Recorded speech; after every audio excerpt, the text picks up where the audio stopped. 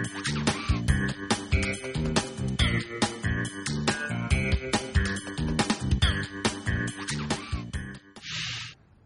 I'm Brad Gilbert, and welcome to Sports School. Today we're going to be going over the basic technique on the backhand. With the help of my friends Mike and Bob Bryan, the #1 doubles team in the world, we're going to have some fun going over the basic backhand.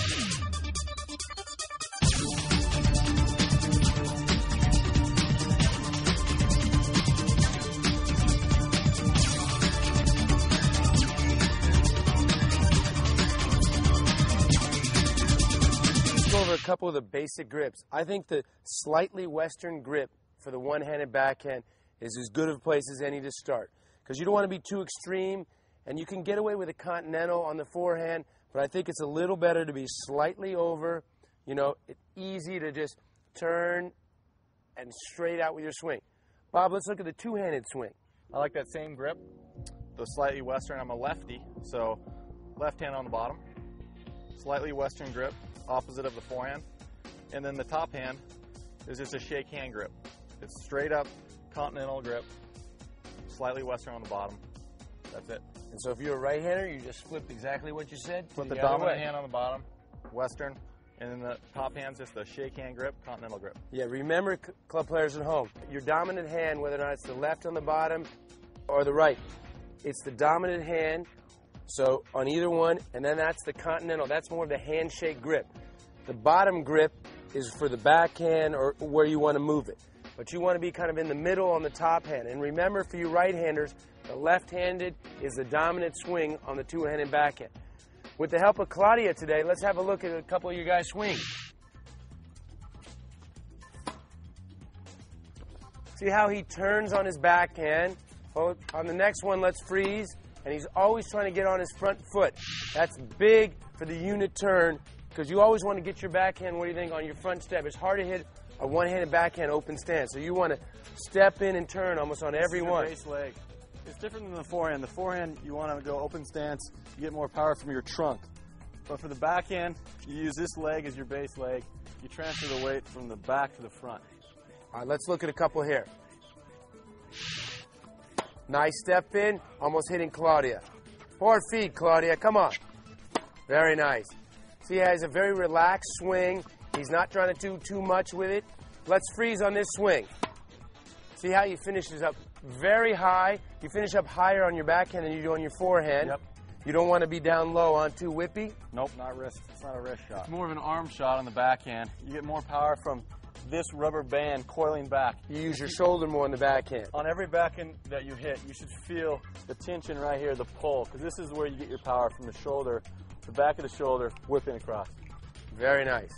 All right, let's look at your unit turn again, a couple more times. See, very easy, and then you always look to step in on your backhand, huh? Yep. Very nice.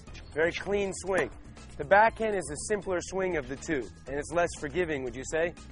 Yeah, I mean, everyone should have a simple swing on the backhand. This is a shot you want to make. You want to make a rally shot cross court almost every time, and if you feel good and you take it early, you should go up the line. But this shot is probably the most solid shot. The forehand you can be a little fancier and whippier with. All right, let's look at one more, and then let's see your mirror image on the lefty side. Very nice. Very simple step in, and you're just trying to get the ball nice, solid cross court. Let's look at Bob's now a little bit.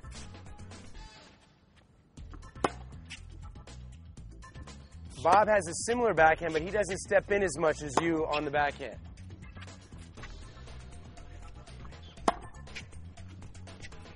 Ooh, very nice. All right, freeze on this one. The same thing. I finish straight to the court. And then you finish also with your racket higher up? Exactly, but I finish just like Mike, stepping in, and then this leg always comes across, so I can push off and get back in the court. Push off and get back in the court. And are you conscious of how far your split step is? I mean, I try to get a wide base. You know, I want to get power. I'm always transferring from the back leg to the front leg. You know, backhand you can't get as much power. There's less wrist, so you got to use your weight. Let's look a couple more backhands of Mike. A couple things we need to remember too is keeping the head still. And also, you know, making sure you bend the knees a little bit. Roger Federer, for a one-handed backhand player, does this as good as anybody. He sits down in the chair really well, keeps the head still, and lets his swing go. Let's look at Mike's Roger Federer right here. Very nice. All right, let's freeze on this one. See how he was down, and then you swing out. And this swing also is less forgiving. It's the more natural swing. You can get away with more whip on the forehand. Would you say it's harder to get away with the whip on the backhand? Yeah, you want to keep this shot simple. It's more arm. On forehand, it's all wrist. But on this, you want to just keep it simple. I mean, you can't flick the wrist like this and control it with the backhand. It's the backhand. So, I mean, The backhand. you're using everything the opposite direction. You get the coil on the forehand, but on this, you just want to be stable with the lower half of your body. Stable, get down low, and just meet it out in front and go through. Stay still with the upper body. Keep this above your base. Would you say you use a lot less hip on the backhand than you do on the forehand? You use much more shoulder, it looks like to me, when you guys are swinging. Yeah, you don't want to use a lot of hip. You don't want to open up, because then the ball will fly. You just want to keep this coiled and let it.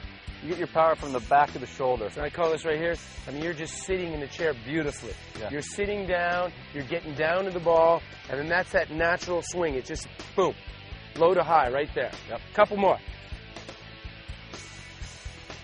That is a textbook swing. God, you guys have pretty strokes. Going right through the ball. He's staying on the ball a long time. He's going through the ball a long time. He's not pulling up. Looks like you're trying to hold the ball a little longer, too, on your backhand than you do on your forehand, huh? Yeah. Now, why do you do that? More power. The ball's on the strings longer. If you go through it, you get a little more stick. So you try to hold it a little longer so you can get a little more stick. Just long through the ball. Not pulling up. You know, this is an arm shot. You want to keep solid shot.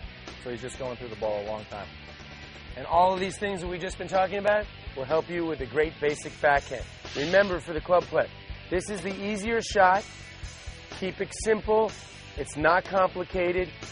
Keep the ball in play. And remember, if I got to tell you two things, sit in the chair and keep the head still. And remember, it's an easier shot. It just looks more difficult, but this is the one that can make or break your game.